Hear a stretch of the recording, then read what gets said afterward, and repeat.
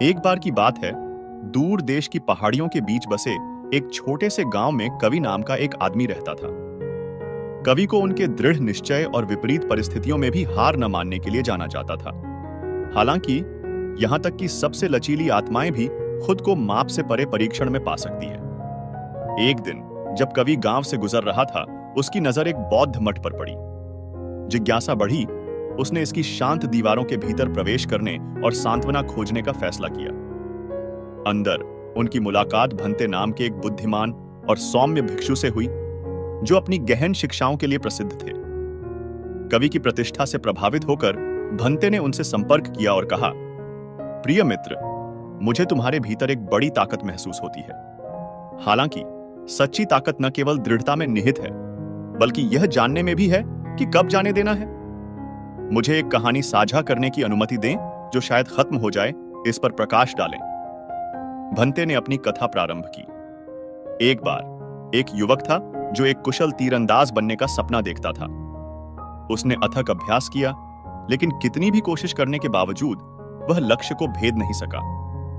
निराश और निराश होकर वह मार्गदर्शन मांगने के लिए एक प्रसिद्ध तीरंदाज के पास गया।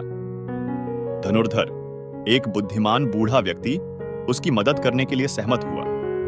उसने युवक को एक धनुष दिया और कहा, लक्ष्य लो और तीर छोड़ो। युवक ने जैसा निर्देश दिया था वैसा ही किया, लेकिन तीर बड़े अंतर से निशाने से चूक गया। बूढ़े तीरंदाज ने मुस्कुराते हुए कहा, अब अपनी आंखें बंद करो और कल्पना करो कि तुम सहजता से लक्ष्य पर प्रहार कर रहे हो। युवक ने वैसा ही किया जैसा उससे कहा गया था, लेकिन जब उसने अपनी आंखें खोलीं तो पाया कि तीर एक बार फिर चूक गया था। बूढ़े तीरंदाज ने हंसते हुए कहा, देखो मेरे युवा मित्र, कभी कभी हमें अपनी इच्छाओं और अपेक्षाओं को छोड़ देना चाहिए।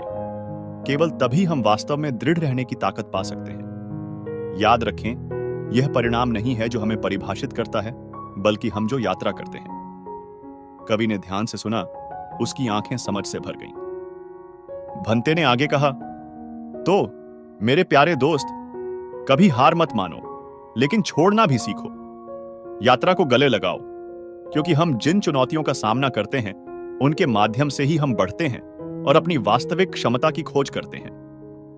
भंते के शब्दों से प्रेरित होकर कवि ने उन्हें धन्यवाद दिया और एक नए दृष्टिकोण के साथ मठ छोड़ दिया। उस दिन के बाद से उन्होंने अटल दृढ़ संकल्प के साथ जीवन की बाधाओं का सामना करना जारी रखा, लेकिन उन्होंने विशिष्ट परिणामों के प्रति अपने लगाव को छोड़ना भी सीखा। साल बीतते गए और कवि गांव में लचीलेपन और बुद्धिमत्ता का प्रतीक बन गया। लोग उनसे सलाह मांगते थे और वह अक्सर धनुर्धर की कहानी और भंते से सीखे गए सबक साझा करते थे। और इस प्रकार बौद्ध भिक्षु और उस व्यक्ति की कहानी, जिसने कभी हार नहीं मानी, दूर दूर तक फैल गई, जिसने इसे सुनने वाले सभी को याद दिलाया कि सच्ची ताकत न केवल दृढ़ता में है, बल्कि हार मानने और यात्रा को स्वीकार करने की क्षमता में भी निहित है।